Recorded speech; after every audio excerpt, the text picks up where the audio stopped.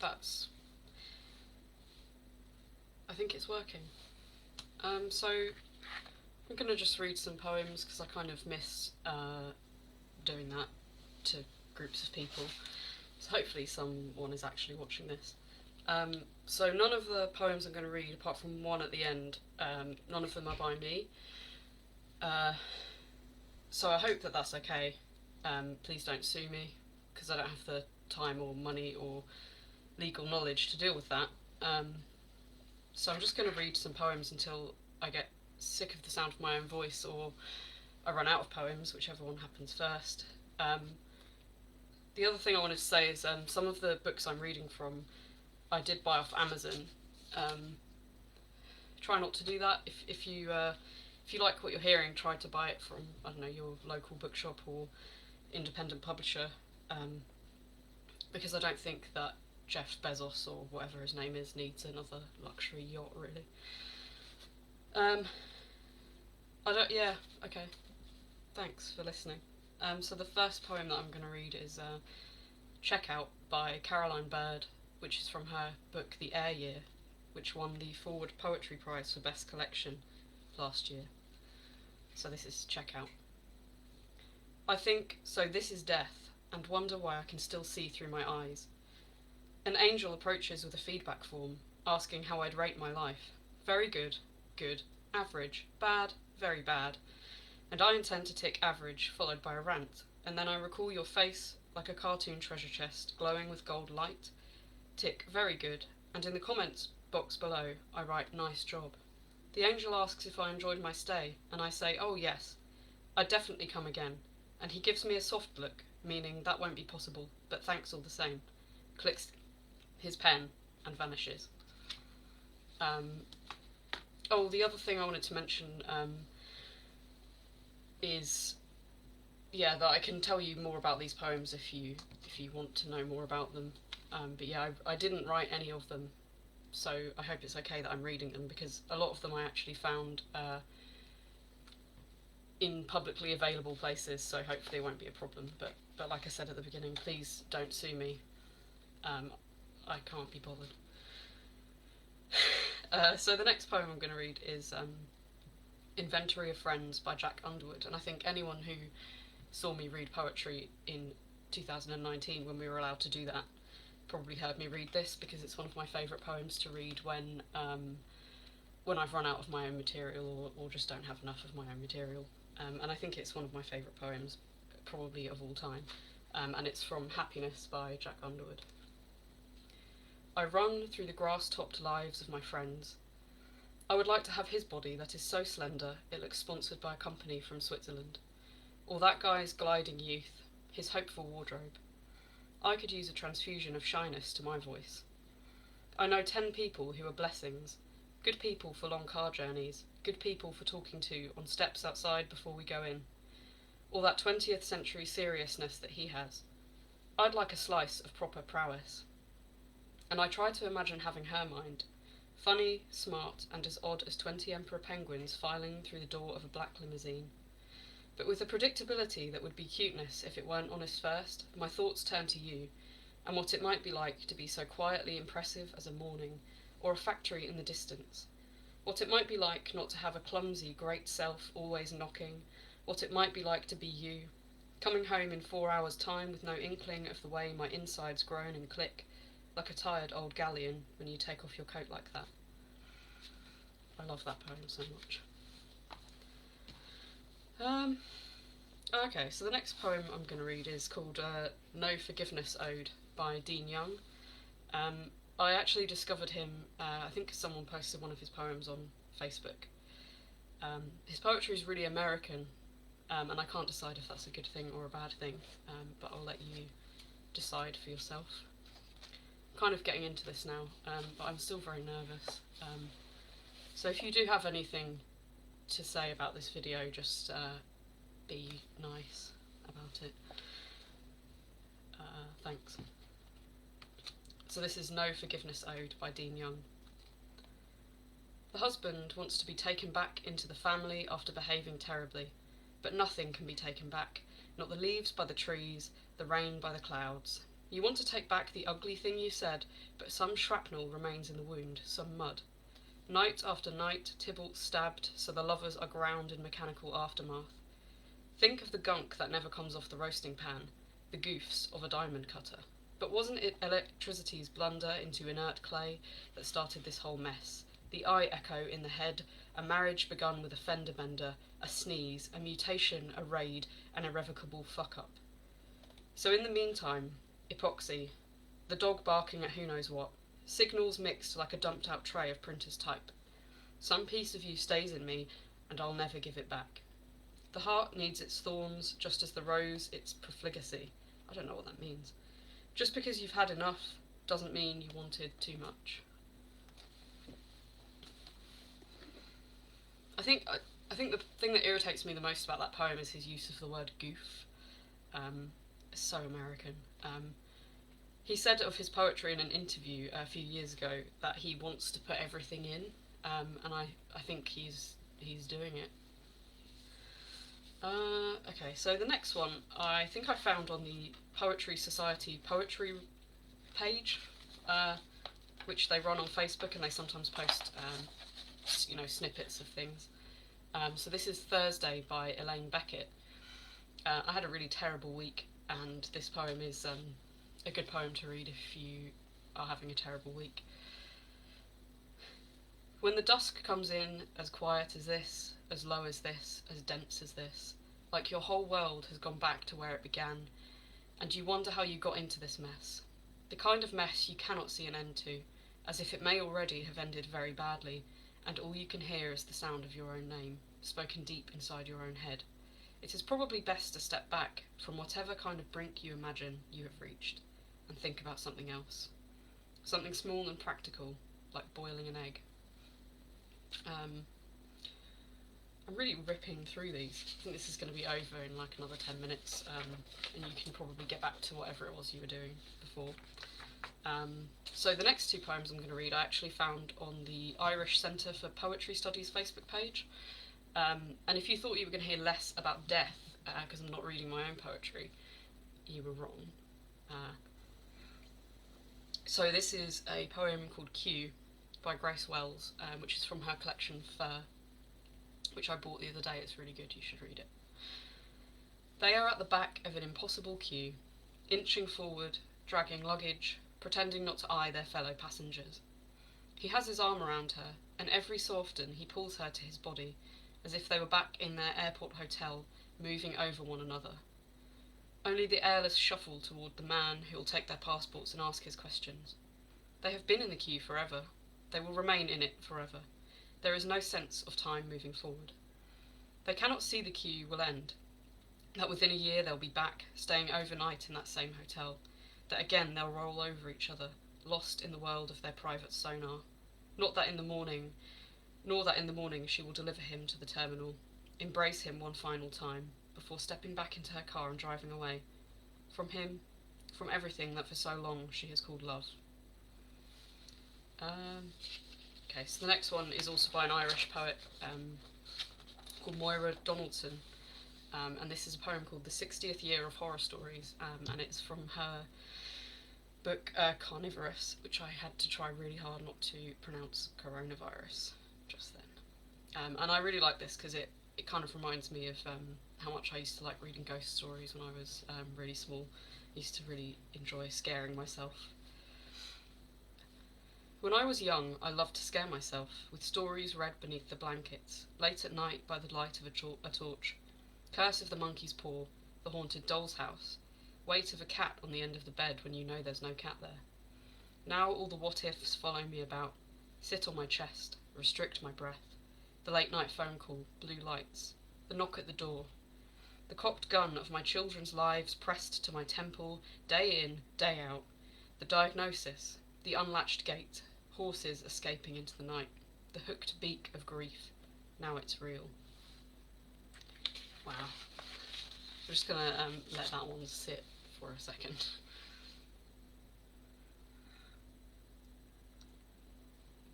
This mug is very accurate to my situation.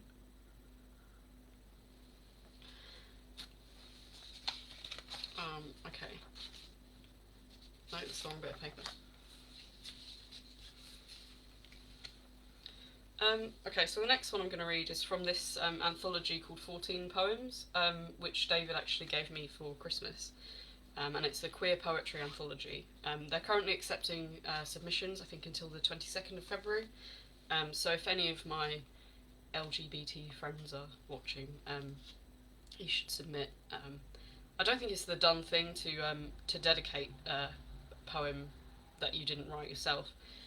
But this one is for anyone else who likes women in the feminist way, but also in the gay way. And this is a poem called Moonshot by Elora Sutton. Pork chow mein in the park, the meat red-lipped, girlish.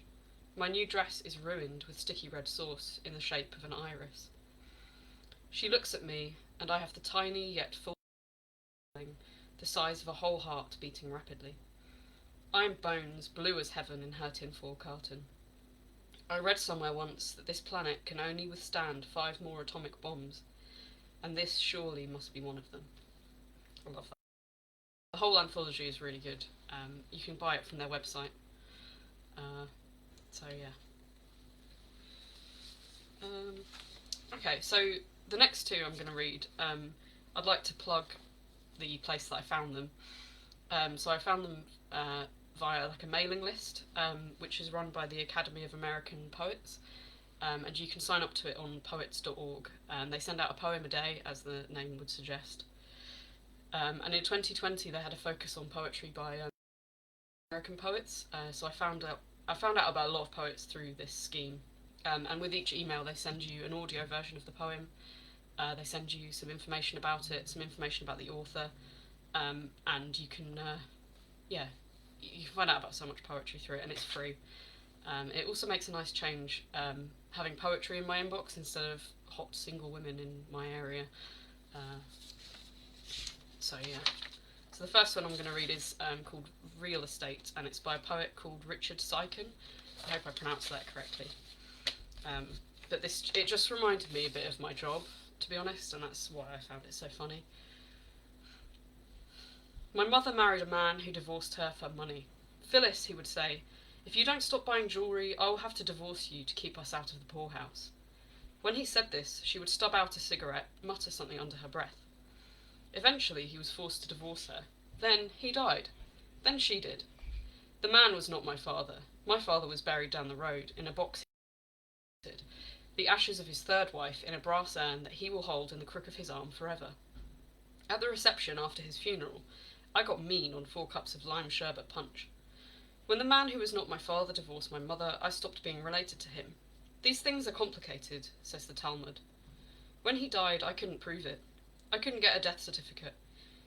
These things are complicated, says the health department.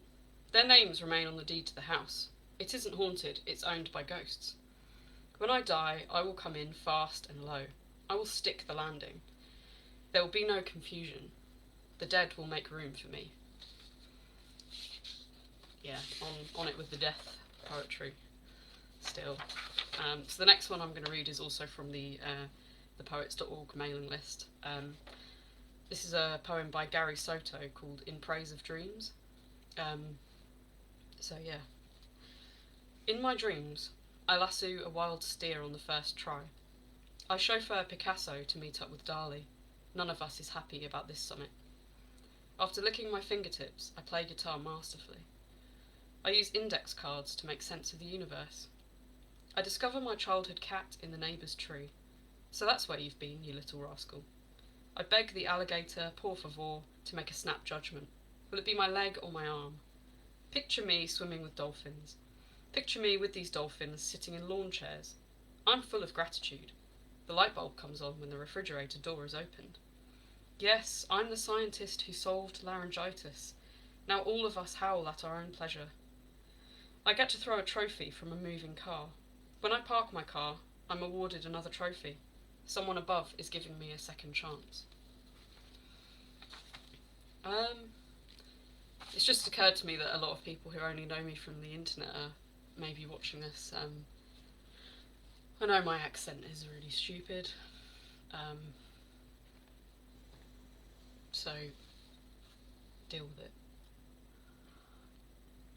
So the next poem I'm going to read is called The Virus, and it's from this book, which is probably the best book of poetry I read last year, and I would recommend it to anyone.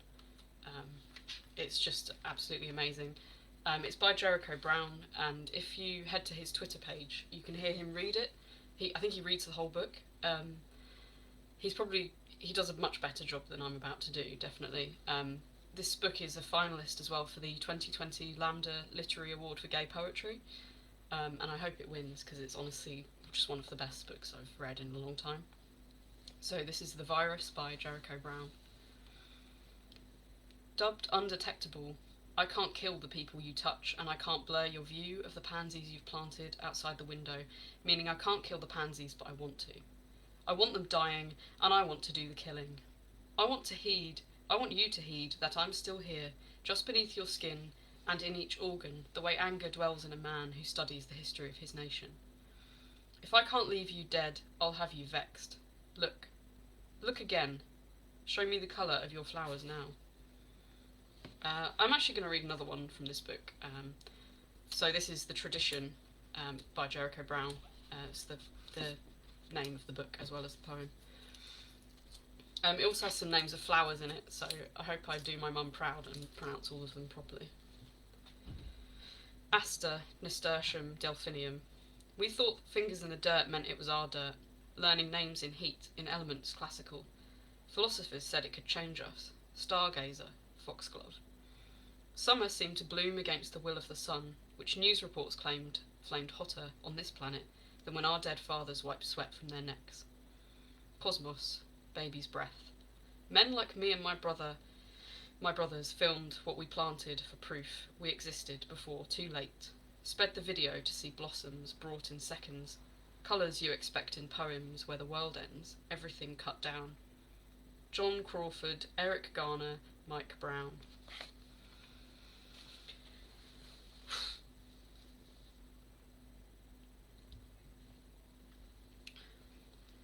It's also weird, as well as people hearing the way I speak if they've never heard it before, is that everyone can just see my bedroom.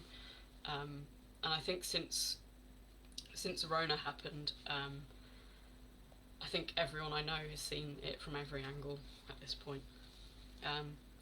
Okay, so I'm going to read two poems and then one of my own, because my friend Barry said that he would only watch this if I read a poem by myself. So the first one I'm going to read, they're both from books published by Wordsmithery, who are really cool, and you should check them out. So the first one is by Setara Ebrahimi, and it's from her book Galloping Horses, which came out last year. I'm trying to write a review of this book for her at the moment, and I'm really glad that I love it as much as I do, because it would be really hard to shit on a book by someone that I love. And it was really difficult actually picking a poem from this book to read because they're all so fantastic. So this is Survivors by Setara Ebrahimi. There is no poetry in a life that was born without love and suffered till it died like an animal. I try to feel as lucky as my family tell me I am for not being war-torn rather than guilty. How can we be grateful for things not experienced that still haunt? These images of brown people turned ghosts by ash and fallout. The sight of their blood, the only sign they're alive, is a cultural whip to keep us on our toes. Their mouths silent, too familiar O's. Amongst the mundanity of life, with its bashful everyday sufferings, space must be made in the consciousness for every worthless existence, and potential Einstein that was run over by an ice cream van or had a heart attack masturbating. Scrolling through the news shows me government brutality in my own country. Someone's cranium unable to contain its blood, then a Cosmopolitan article, 12 things about missionary that men love. A reporter recently confessed that women are still having sex in places reduced to ground level and dust, unable to grow.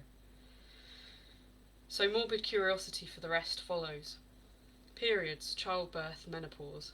Perhaps someone near a bomb site is plucking eyebrows or rouging lips, like liberated concentration camp victims. In this moment we are survivors. We don't talk about the dead amongst us, or millions of parallel fibres. Yeah, you should buy that book if you buy any of the books I'm reading from. So the next poem I'm going to read is by Rosemary McLeish. Rosie died last year, but she left behind an amazing body of poetry and artwork, and I'm really pleased to be able to read a poem by her. So thanks, Rosie, for writing it, Barry and Sam for publishing it, and to Rosie's husband, Richard, who told me that it was okay for me to read this. Sadly, I think I run the risk of having my friends die on me because they're all like a lot older than I am. Yeah, so remember to tell your friends that you love them in case they die. This is a poem called I Am a Field by Rosemary McLeish. I am a field, flushing as the late summer sun burnishes my golden stubble. Listen, I don't want your raptures, it's only a trick of the light. To tell the truth, I am very tired and inclined to snap, to bicker over trifles, remembering the clatter and batter of the overnight harvester keeping me from my rest. What used to take 3 men and a boy 2 weeks of solid work in the Indian summer sun, days of jokes, rivalry, beer, a peaceful slow harvesting, like a gentle massage, very soothing to the soul, now brings new meaning to phrases such as riding roughshod and getting a good seeing to. I am a field. Tomorrow or the next day I will be stinking. People passing will hold their noses, turn their faces away from me, as I flinch and itch and blush with shame at the filthy chemicals you have sprayed on me. Before I know it, in the fog of October or the frosty moonlight of November, you will come in the night and ravish me with your rattling machinery again. 3 hours on the spreader, 3 hours on the sower, 3 hours on the harvester, job done. No more haystacks, no more gleaning, no more harvest home. I am growing into a clapped-out old woman, and I am angry. I never complained before, and now you won't listen. You want to wring every last ounce out of me, keep me fertile long past my use-by date. I am a field. I used to be home to flowers and bees. I sheltered small animals, gave delight to sunburnt farm girls drowsing in the buzzing noontimes amid the chitter-chatter of birds. I've had it with all of you humans and your shenanigans. I wish the wind would get up, blow as hard as it can, and scatter my sorry soil into the atmosphere so nothing will grow on me, nothing will feed you, and you will find out that all worlds, including yours, come to an end. So that's from I'm a Field, but Rosemary actually had another book come out last year called Defragmentation, and I think you can buy all 3 of the Wordsmithery website. Yeah, I think I'm going to read one of my own and then go, because I'm very nervous and I want to go and get drunk now. So this one is actually, this is for Barry, because he said he'd only watch this if I read one of my own. I actually wrote this about a week ago. I wrote it for David, and I showed it to him. I showed him a version of it before I edited it. And he took his time reading it, and he just turned to me and went, I don't like it. Which is in keeping with the honest feedback he's given me on my poetry for the last 13 years. But I haven't picked it up and read it back for about a week, and I'm kind of with him on that now. So yeah, this is a new one, so I hope you like it. I see you everywhere, the back of your head in every pub garden, you in every small thing I keep because I might later be able to make use of it. Your blur in every speeding delivery driver, all these near misses echo into the night. You're an extra in every dream I have where I'm stuck in an airport forever because my flight is always about to be cancelled and I have to keep telling myself the lie that I'm not an angry person. Now I've stopped hopping off the tops of tower blocks in the airless city of my dreams, I suppose I'll have to write poetry about the rings of trees, or what we might find in the cross-sections of your most private thoughts. Your handwriting and half-remembered smile, the proximity of love and disaster. I hope it's me that dies first. I'm already jealous of the person who'll get to dig you up 1,000 years into the future, when law doesn't matter anymore, because there's no satisfaction when there's always a right answer. It doesn't make much sense, but that's because I wrote it about some recurring dreams I keep having, and they don't make sense either, so why should the poems about them make any sense? think I think I'm done now. I might do this again if enough people enjoyed it, because the whole point was that I wanted to read to people. So let me know what you think of it. Yeah, I might do it again. I don't know. It depends if anyone sues me for reading poems that are not my own. But I did find most of them in publicly accessible places, so hopefully I can get around that. Um, so yeah, I hope that you had a good time.